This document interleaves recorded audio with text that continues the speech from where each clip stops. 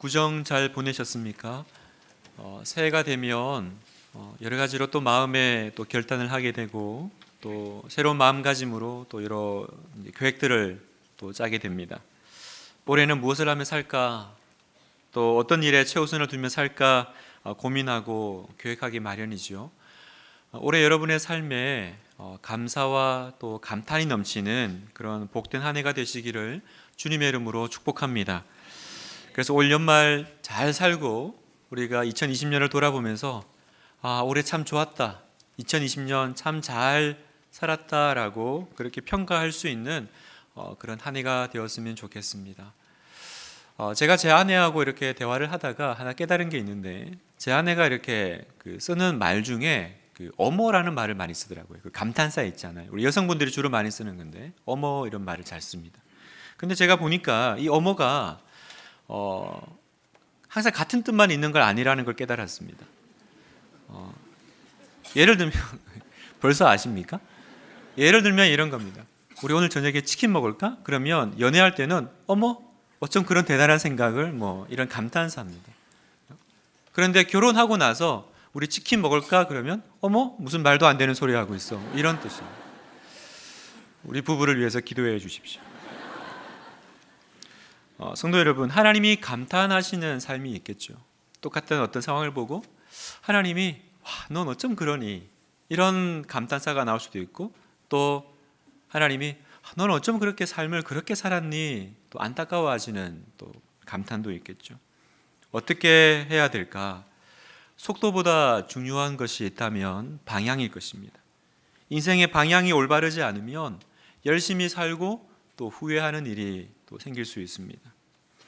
오늘 본문은 사도 바울이 3년간 사역했던 에베소 교회를 이제 떠나는 마지막 고별 장면입니다. 바울은 이제 헤어지면 다시는 만나지 못할 거라는 사실을 알았습니다. 37절에 보니까 다 크게 울며 바울의 목을 안고 입을 맞추고 다시 그 얼굴을 보지 못하리라 한 말로 말미암아 더욱 근심하고 배에까지 그를 전송하니라. 다시 못 볼 걸 알았던 바울은 본인도 지금 예루살렘으로 급하게 올라가야 되는데 내가 못 보니까 꼭 이 말은 우리 에베소 우리 성도들에게, 이제 지도자인 장로들에게 내가 전하고 가야겠다. 그래서 급하게 장로들을 자기가 있는 지역으로 부릅니다. 자기가 거기 갈 시간이 안 되니까. 그래서 읽지 않았지만 17절에 보니 바울이 밀레도에서 사람을 에베소로 보내어 교회 장로들을 청하니, 얼마나 중요한 얘기를 하면 나중에 해도 될 것 같기도 한데 나 있는 대로 와달라. 그래서 이 얘기를 꼭 하고 내가 가야겠다 그랬을까? 우리가 보통 어떤 이별을 준비하면 아무래도 중요한 얘기를 하게 되죠.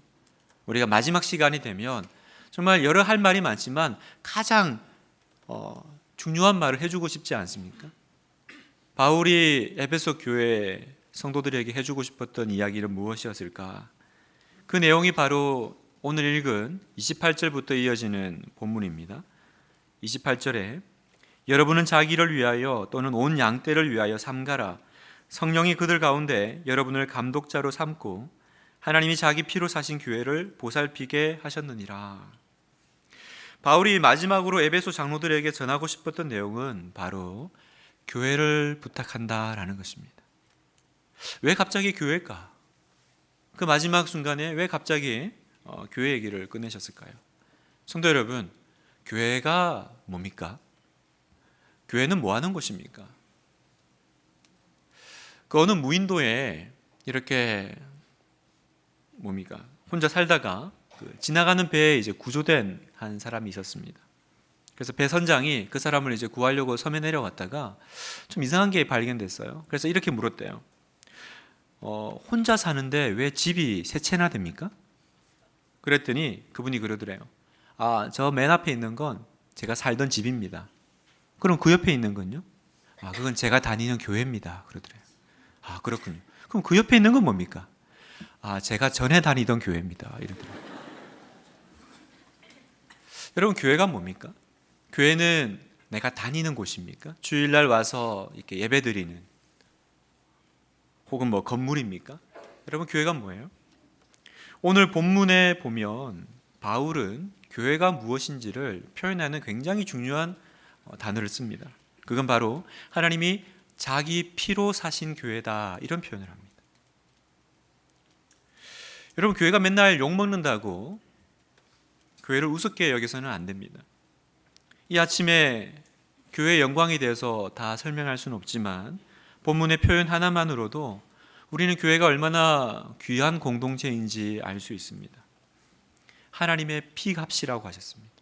여러분, 보통 이제 피가 들어가면 이게 예사로운 건 아닙니다. 하나님의 피값이라고 하면 뭡니까? 그 아들의 피, 예수 그리스도를 내주시고 그 아들의 생명을 내주고 얻은 공동체다라는 것입니다. 우리는 그냥 주일 되면 가는 곳이 교회잖아요. 그래서 아무렇지도 않게 다녔는데 이게 얼마나 엄청나고 놀라운 사실인지 모르겠습니다. 교회가 얼마나 놀라운지 28절에는 교회를 설명하면서 삼위일체가 다 등장합니다. 아까 보셨던 28절에 성령이 그들 가운데 여러분을 감독자로 삼고 할 때 성령 하나님이 나오죠. 또 하나님이 자기 피로 사신 교회를 할 때 성부 하나님이 나오죠. 자기 피로 사신, 자기 피가 누구 피예요? 예수 그리스도의 피잖아요. 성자 예수님이 나오죠. 교회를 설명하면서 성부, 성자, 성령이 다 등장하십니다. 무슨 말이냐면 세상의 모든 모임은 사람이 만든 모임입니다. 우리가 필요해서 만든 거예요. 그러나 사람이 만들지 않고 하나님이 주신 중요한 두 공동체가 있는데, 첫 번째는 가정이에요. 그리고 두 번째가 교회입니다. 교회는 하나님이 직접 세우신 공동체라는 것입니다. 그럼 하나님은 이 교회를 왜 만드셨습니까? 뭔가는 만들 때는 목적이 있잖아요. 교회의 목적이 뭐예요? 에베소서 1장 23절에 이렇게 얘기하십니다. 교회는 그의 몸이니 만물 안에서 만물을 충만하게 하시는 이의 충만함이니라. 먼저 교회는 하나님의 그리스도의 몸이다라고 말씀하세요. 그 몸을 가지고 뭘 하시냐? 만물 안에서, 다시 말하면 이 세상에서 만물을 충만케 하는 그 일 하려고 하나님이 만드셨다는 거예요. 다시 말해서 교회는 만물을 충만케 하는 곳입니다. 그러면 만물을 충만케 한다는 것도 무슨 말입니까? 우리가 사는 세상은 허무에 굴복하는 세상입니다. 하나님이 없기 때문에 허무에 굴복하며 삽니다. 그런데 하나님을 알면 어떤 일이 벌어집니까? 허무에 굴복하던 인생이, 그래서 뭔가 항상 인생에 그 구멍이 뻥 뚫린 같은 그런 사람들이, 그런 세상이 충만하게 회복된다라는 것입니다. 그런데 그 충만하게 회복하는 도구가 있는데 그 통로가 바로 교회다. 이게 만물을 충만케 하시는 충만함입니다. 교회를 통해서 개인이 하나님을 만나고 구원을 받습니다. 교회를 통해서 한 사람의 인생이 살아납니다. 교회를 통해서 사람과 사람 사이가 회복됩니다. 교회를 통해서 한 사회가 회복되고 구원을 받습니다. 비록 교회가 욕을 많이 먹고 하나님의 영광을 가리는 시대를 우리가 살고 있지만 여전히 교회는 하나님의 꿈을 이뤄내는 존재입니다. 성도 여러분, 기억하십시오. 교회가 무너지면, 이 땅에 교회가 없어지면 하나님은 이 세상을 구원할 수 있는 다른 방법이 없으세요. 뭔가 되게 많을 것 같잖아요. 안 믿는 분들이 기독교를 개독교라고 부르며 이 많은 교회들 다 뭐 필요하냐, 너네는 너네 나라로 가라, 이렇게 비아냥거리고 조롱하지만 사실은 그분의 소원들대로 이 땅에 하나님께서 정말로 교회를 거두시면, 교회가 없어지면 여러분, 하나님이 세상을 구원할 수 있는 자리가 있습니까? 통로가 있습니까? 교회는 세상을 구원하는 하나님의 유일한 도구임을 믿으시길 바랍니다. 너무나도 그래서 중요하죠. 그분이 이 목적을 위해서 당신의 아들의 생명을 내주고 획득하신, 얻으신 이 교회 얼마나 소중해요? 그런데 이 소중한 교회를 하나님이 또 어떻게 하시냐? 28절에 보니까 여러분은 자기를 위하여 또는 온 양떼를 위하여 삼가라. 성령이 그들 가운데 여러분을 감독자로 삼고 하나님이 자기 피로 사신 교회를 보살피게 하셨느니라. 이 귀한 교회를 우리에게 맡기시겠다라는 겁니다. 자기를 위하여 또는 온 양떼를 위하여 삼가라, 이 말씀은 세번역본을 보면 여러분은 자기 자신을 잘 살피고 양떼를 잘 보살피십시오, 이렇게 번역합니다. 그래서 이 보살피라는 단어가 2번 나오는 걸 보면 결국 주님께서 이 귀중한 교회를 천사들에게 맡기지 않고 하나님이 직접 하시는 것도 아니고 어떻게 해요? 여러분에게 맡기셨다는 거예요. 네가 이 교회를 지켜내고 이 교회를 그 나라 올 때까지 세워나갔으면 좋겠다. 얼마나 큰 부탁이고 얼마나 영광스러운 일입니까? 성도 여러분, 여러분은 교회를 위한 삶이 얼마나 복되고 귀한 삶인지 알고 계십니까? 우리는 이 큰 소명 앞에 지금 서 있는 것입니다. 단지 주일날 교회 예배하러 오는 것이 아니라 우리는 이 소명 앞에 서 있는 거예요. 그런데 성도님들 가운데 많은 분들이 이걸 부담스러워하세요. 교회 직분이나 봉사를 부담스러워하시고 어려워하시는 분들이 많다라는 것을 제가 봅니다. 제가 보니까 연말이 되면 어떤 조직이든 회사든 꼭 그 인사 발표가 있잖아요. 그래서 그 연말 승진 명단에서 내 이름이 빠지면, 떨어지면 많이 힘들어 하십니다. 당연하죠. 누구든지 자기가 몸담고 있는 조직에서 시간이 지나면 점점 더 중요한 자리를 맡고 역할을 맡고 싶어 하는 게 다 당연한 마음 아니겠습니까? 그런데 유독 교회에서는 자리를 부탁하면 부담스러워 하십니다. 아니, 목사님 세상 살기도 힘든데 교회마저 힘들게 하시면 어떡해요? 그래서 자기 꿈이 평생 평신도라는 이상한 꿈 얘기를 하시는 분이 있습니다. 혹시 여러분도 평생 꿈이 평신도세요?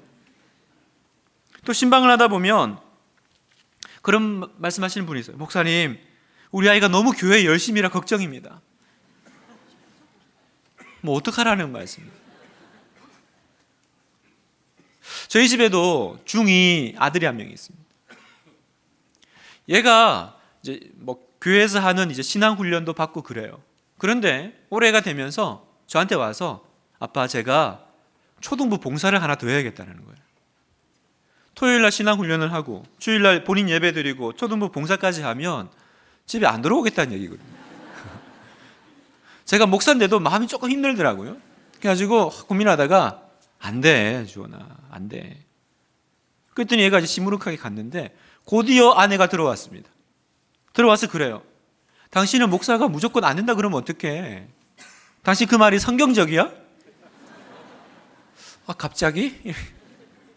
근데 제가 생각해 보니까 성경적은 아니더라고요. 성경적이야 그러는데 뭐라고 말은 해야 되니까 머뭇거리다가 아니 성경적은 아니고 그 뭔데? 걱정적이야. 걱정이 너무 돼. 우리 부부를 위해서 기도해 주십시오. 여러분, 이건 웃자고 하는 얘기죠. 근데 여러분은 너무 교회의 영광을 모르세요. 교회를 섬기는 게 한낱 봉사하시는 거예요? 아닙니다. 교회는 그리스도의 몸이다라고 하셨잖아요. 그러면 교회를 섬기는 건 누구를 섬기는 거예요? 그리스도를 섬기는 거고 하나님을 섬기는 거예요. 우린 이걸 너무 몰라요. 알아도 모른 척 하시는 건지 잘 느낌이 없어요. 여러분, 우리가 대통령을 가까이 섬긴다 그러면 그건 명예고 영광이죠. 내가 어느 조직에서 귀한 분을 가까이서 섬긴다, 그건 영예로운 일이죠. 하물며 내가 예수님의 몸을 섬기는 거다, 그건 얼마나 놀랍고 영광스러운 일일까. 그래서 사도 바울은 나의 생명조차 조금 더 귀한 것으로 여기지 아니하노라, 이렇게 고백했습니다. 그래서 자신의 남은 삶을 교회의 영광으로 채우기를 그렇게 소원했습니다. 분당우리에게 성도 여러분, 지금 내 시간과 내 재정과 내 재능을 가장 많이 쏟는 대상은 누구이며 무엇입니까? 여러분은 무엇을 하다가 주님 앞에 서기를 원하세요? 제가 어쨌든 목사로 있다 보니까 많은 분들의 마지막 시간을 어쨌든 서게 됩니다. 근데 제가 참 아직 연소하지만 그 자리에서 저의 마지막을 항상 생각을 합니다. 내 목회의 마지막은 어떠해야 될까? 내 인생의 마지막에 내가 뭘 아쉬워하게 될까? 난 뭘 아쉬워하게 될까요?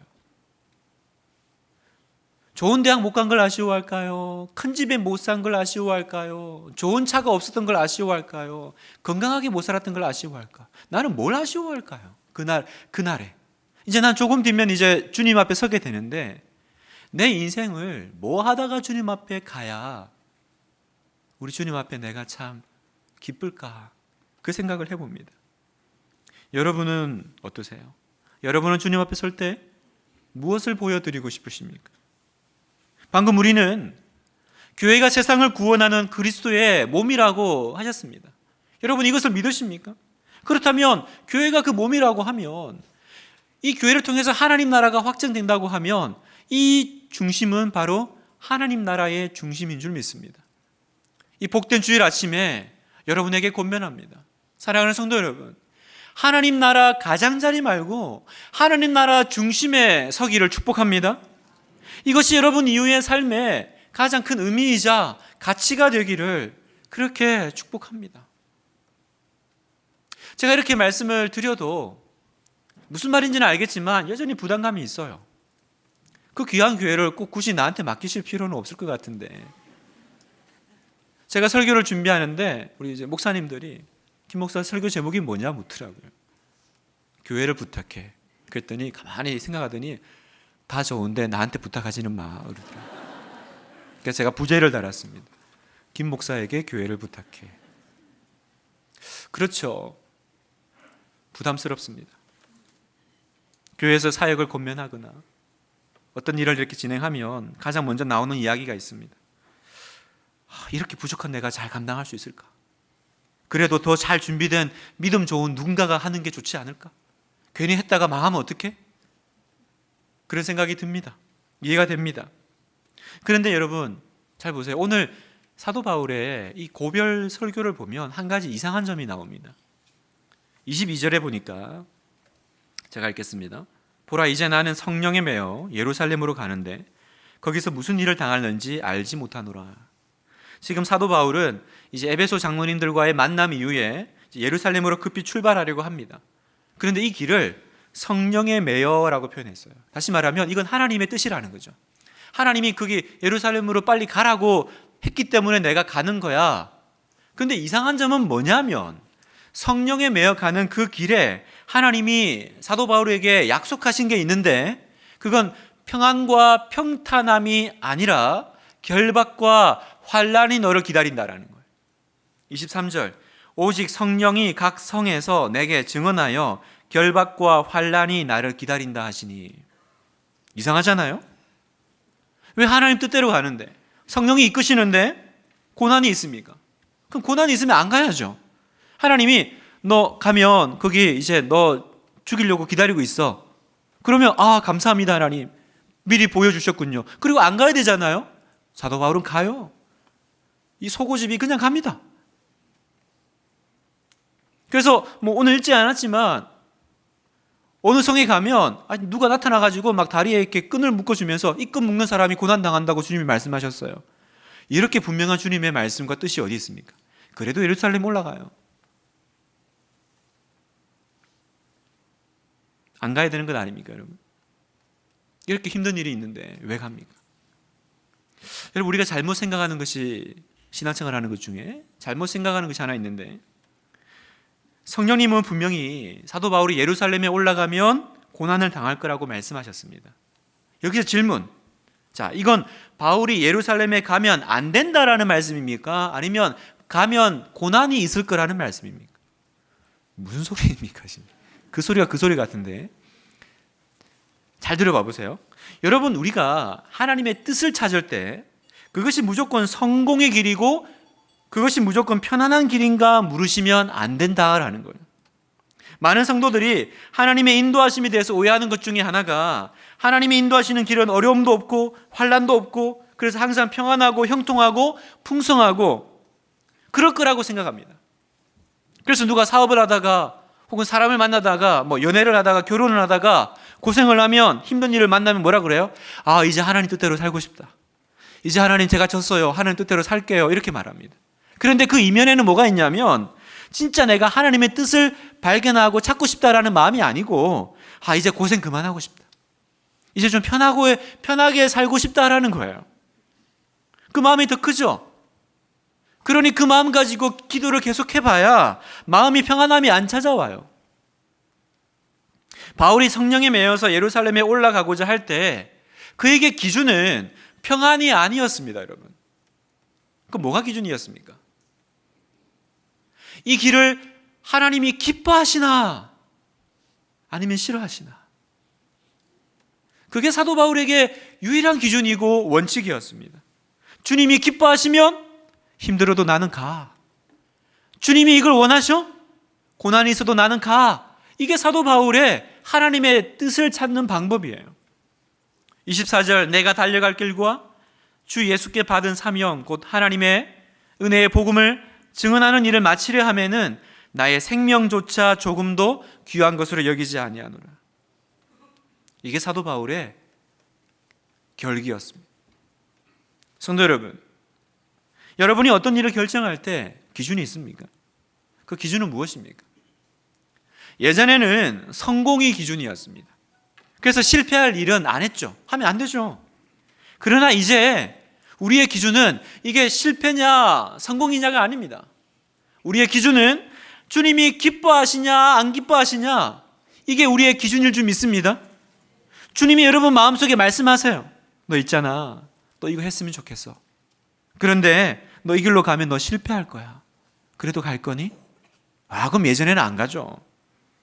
그런데 이제는 내가 이 실패를 바라보는 시각이 달라졌어요. 기준은 주님이 기뻐하셔? 기뻐하시면 가야지. 주님의 일을 어렵다고 안 하나? 이게 우리의 마음의 결기라는 거죠.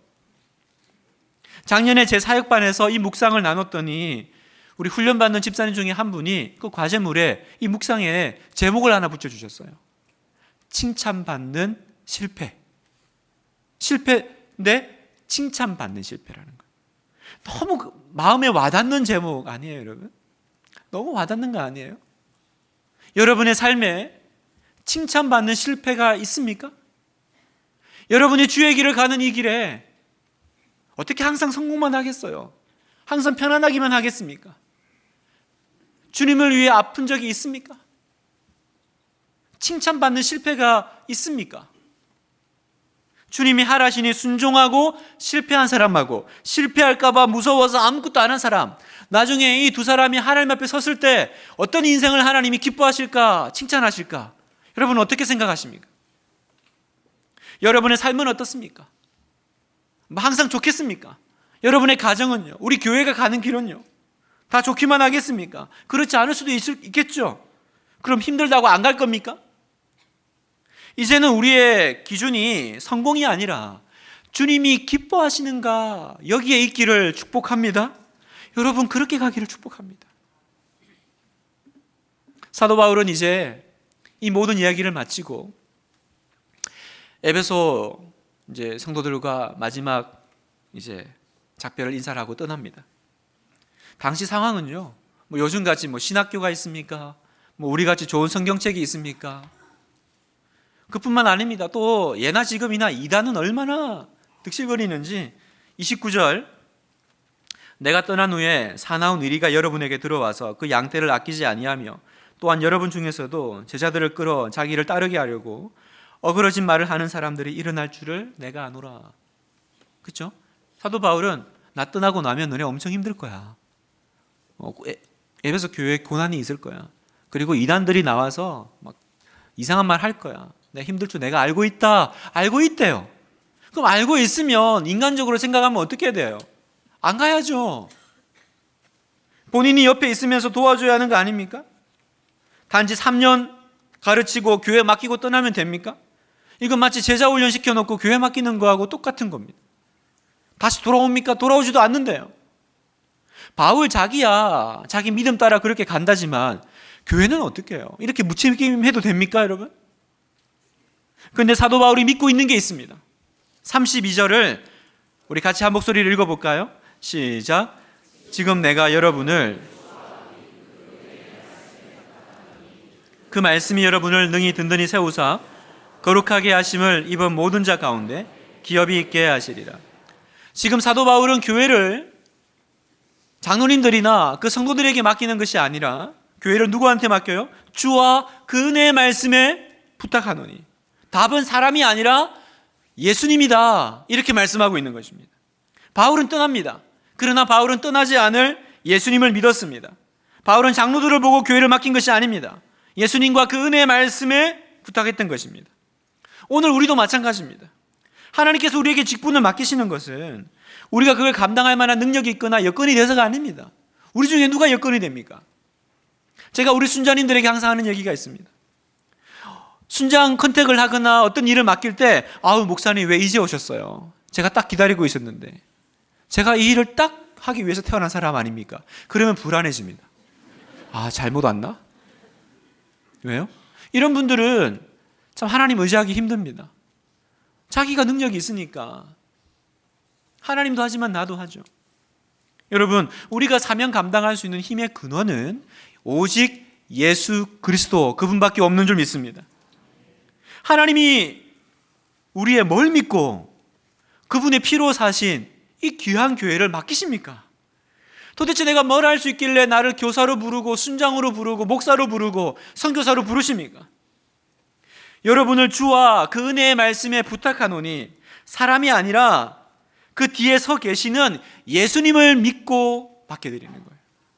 사람이 아니라 그 사람을 붙잡고 계시고 그 사람을 결국은 성령 충만케 하실 예수님을 믿기에 우리는 이 믿음의 눈이 열려야 돼요. 이 믿음의 눈이 열려야 우리는 정말 예수님이 지금 나와 함께 계시는 것과 그리고 말씀으로 지금도 우리 가운데 능력으로 역사하시는 것을 경험하게 되는 것입니다. 이제 마지막 시간이 되었습니다. 사도 바울은 축복기도 하고 떠납니다. 38절, 이 말을 한 후 무릎을 꿇고 그 모든 사람들과 함께 기도하니 다 크게 울며 바울의 목을 안고 입을 맞추고. 왜 울었죠? 왜 웁니까? 헤어지는 게 아쉬워서 울었을까요?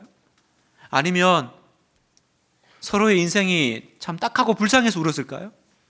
뭐 니나 내나 이러면서 울었을까요? 아닙니다. 그들이 부둥켜 안고 입을 맞추고 울었던 건 함께 주의 길을 가는 그 동지들의 그 뜨거움 때문이었습니다. 남은 자나 떠나는 자나 다 함께 주의 길에 서 있는 그 전후회죠. 여러분, 오늘 우리가 교회에 와서 예배 앉아 있습니다. 여기 앉아 있는 이 자리는 그냥 예배 드리려고 한 사람 옆에 다른 사람을 앉힌 게 아니에요. 우리에게는 이 전후회가 있습니다. 주의 길을 같이 가는 이 사명 앞에 순복하려고 서 있는 그 전후회가 우리 안에 있습니다. 우리 안에는 칭찬받는 실패의 흔적이 있습니다. 우리에게는 같은 예수의 흔적이 있습니다. 그래서 오늘 아침 우리가 잘 모르지만 서로의 얼굴을 보며 우리 안에도 그 에베소 교회 성도들의 그 눈물이 있는 것입니다.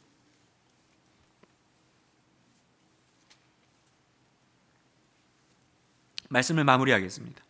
켄 가이아가스 묵상하는 삶에는 한 랍비의 이야기가 나오는데, 어떤 랍비가 서재에 앉아 있는데 평소에 그 랍비를 흠모했던 제자 한 명이 밤에 찾아옵니다.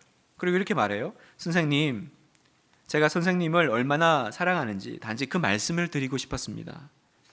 그러자 랍비는 책을 내려놓고 제자를 물끄러미 보다가 말했습니다. 자네는 나를 아프게 하는 것이 무엇인지 아는가? 제자는 어리둥절하며 모르겠습니다 라고 말했습니다. 그러자 랍비가 되물었습니다. 자네는 나를 아프게 하는 것이 무엇인지도 모르면서 어떻게 나를 사랑한다고 말할 수 있나? 무슨 말이에요? 내가 누군가를 사랑한다면 먼저 그의 아픔을 알아야 합니다. 그의 아픔이 뭔지도 모르면서 그를 사랑하는 게 아니죠. 갈릴리 호숫가에서 예수님은 베드로에게 물으셨습니다. 요한복음 21장 15절. 그들이 조반 먹은 후에 예수께서 시몬 베드로에게 이르시되 요한의 아들 시몬아, 내가 이 사람들보다 나를 더 사랑하느냐? 하시니 이르되 주님, 그러하나이다. 내가 주님을 사랑하는 줄 주님께서 아시나이다. 이르시되 내 어린 양을 먹이라 하시고.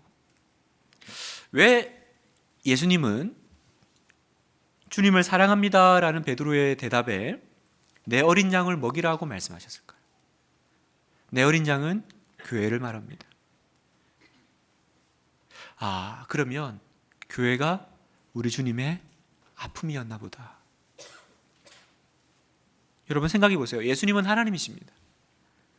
하나님이신 그분에게 무슨 아픔이 있고 무슨 약점이 있고 무슨 부족함이 있겠어요? 그분에게는 부족함이 없어요. 그러나 만약 그분에게 한 가지 아픔이 있다면 그건 뭘까요?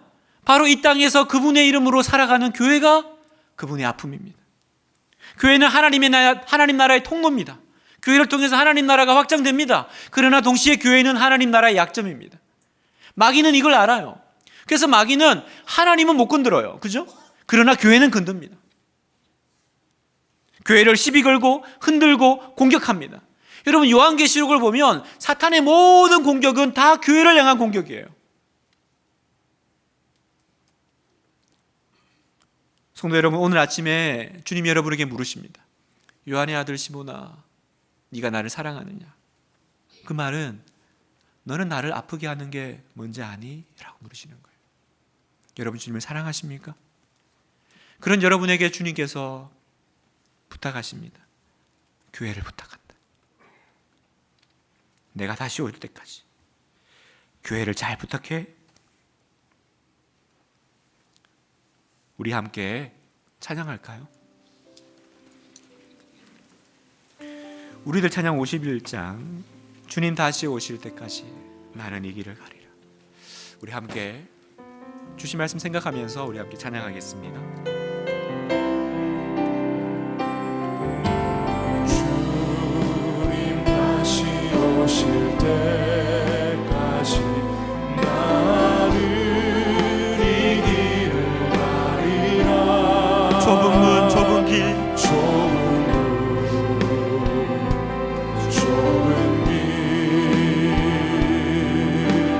나의 십자가 지고 나의 가는 이 길 끝에서 나의 가는 이 길 나는 주님을 보리라. 나는 주님을 보리라.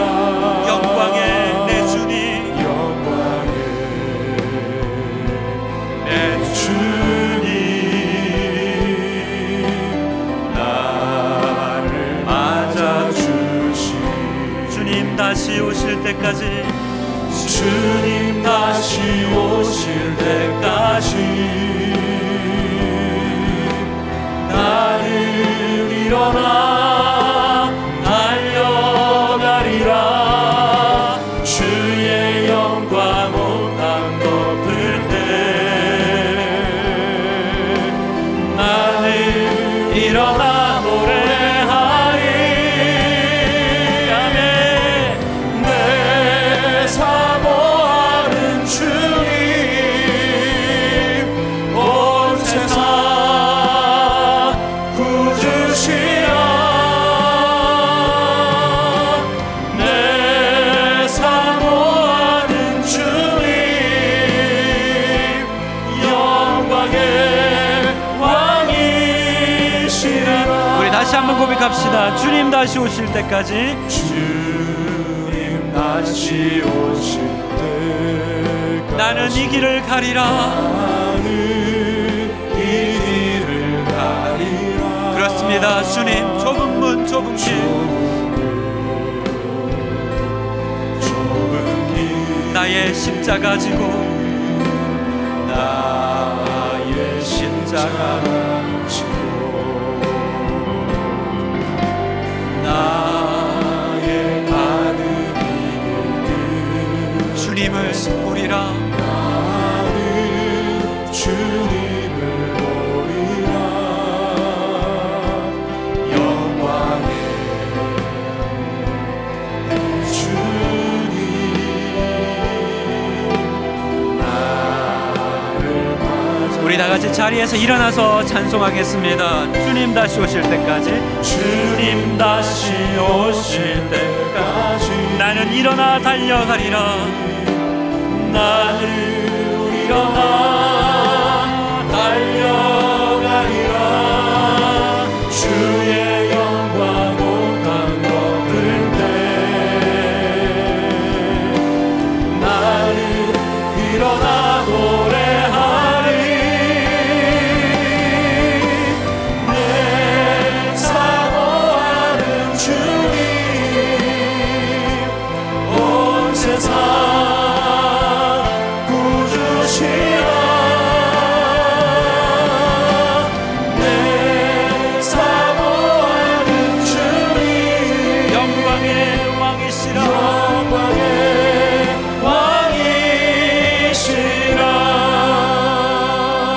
말씀을 생각하면서 함께 기도하겠습니다. 교회는 주님의 피값으로 사신 그리스도의 몸입니다. 세상을 구원하는 하나님의 도구입니다. 그래서 너무나도 귀하고 소중합니다. 사탄은 교회가 귀한 줄 알고 있습니다. 그래서 지금도 교회를 쓰러뜨리려 모든 노력을 다하고 있습니다. 오늘 아침 주님은 이 귀한 교회를 여러분에게 부탁하십니다. 네가 나를 사랑하느냐? 너는 나의 아픔을 아느냐? 너는 내 마음을 아느냐? 그러면 나의 교회를 잘 부탁한다. 함께 기도할 때 주님, 제가 주의 몸된 교회를 사랑하고 지키기를 원합니다. 주님 다시 오실 때까지 주님 걱정하지 마십시오. 맡겨주신 교회를 생명으로 사랑하고 지키겠습니다. 우리 같이 동성으로 기도하겠습니다. 다 같이 기도합시다. 아버지 하나님, 주님의 몸에 피로 사신 교회를 우리에게 맡겨주시고 하나님의 소중한 도움을 감사합니다. 아버지 하나님, 그 말씀을 다시 한번 우리의 심령으로 겸손하고 그때 마음으로 주님을 바라봅시다. 주여, 이 교회 가운데 다시 하나님의 소망과 그 가운데 새겨진 하나님의 품을 발견할 수 있도록 주님 나의 영광을 준비시켜 주시고 주님 나의 영안의 눈이 열려 믿음의 은혜를 통해 하나님께 영광 드릴 수 있도록 하나님 마음을 시험케 해드릴 수 있는 그때 예배드로 날마다니 말씀으로 주님의 아버지 은혜를 주옵소서. 아버지 영적으로 주의 말씀 가지고 주여 내 세상을 나가자리라고 합니다. 하나님 이 몸된 교회 수동으로 가는 것입니다. 아버지 피값 되신 실제적인 삶의 행동으로 나타나는 내가 아버지 하나님 주여 주님 오시고 고백이 되게 도와주시고 아버지 하나님 저도 교회가 주여 모든 것들을 통해 주여 은혜를 내려주시고 아버지 하나님 아버지 할수 있도록 내 사적함이 없도록 아버지 하나님이 영원한 가치 지키시고 인도하여 주시옵소서. 주의 은혜를 내려 주시옵소서. 주의 함께하여 주시옵소서. 살아계신 하나님, 오늘도 말씀 가운데 우리를 만나주시고 또 어떻게 살아야 할지 밝히 보여주셔서 감사합니다. 그동안 단지 예배드리러 나왔던 교회입니다. 사실은 우리 주님의 피값으로 세우신 얼마나 귀한 곳인지를 모르고, 그래서 때로는 실망했다고, 때로는 마음에 안 든다고, 그래서 세상과 함께 비판하고 비난하고 정죄했던 나의 잘못을 용서해 주시옵소서. 교회는 온 세상을 구원하신 하나님의 도구입니다. 이 교회를 통해서 하나님은 당신의 나라를 세워나가실 것입니다. 우리가 이제 그 하나님 나라 중심에 서게 하여 주시옵소서. 교회 머리 되신 주님, 나를 그 나라의 손과 발로 삼아 주시옵소서. 그 나라에서는, 그 자리에 서는 일이 비록 힘겹고 어렵더라도 이제 내 삶을 영원히 변치 않을 하늘의 가치로 가득 채워 주시옵소서. 사랑하는 주님, 내가 주님을 사랑합니다. 사랑하는 주님, 내 양을 먹이라는 당신의 아픔을 이제 이해합니다. 주님의 마음이 있는 곳에 나도 있게 하옵소서. 그건 하나면 됩니다. 그가 하나면 충분하게 하옵소서. 그렇게 살아갈 수 있도록 도와주시옵소서. 이제는 교회의 머리 되시는 우리 주 예수 그리스도의 은혜와 교회를 위해 세상을 구원하시는 하나님의 놀라우신 사랑하심과 날마다 말씀으로 만나주시고 강건하게 하시는 성령님의 역사하심이 주님을 사랑하고 주님의 나라에 기꺼이 동참하는 모든 성도들 머리 위에 지금부터 영원토록 함께 있기를 간절히 축원하옵나이다. 아멘.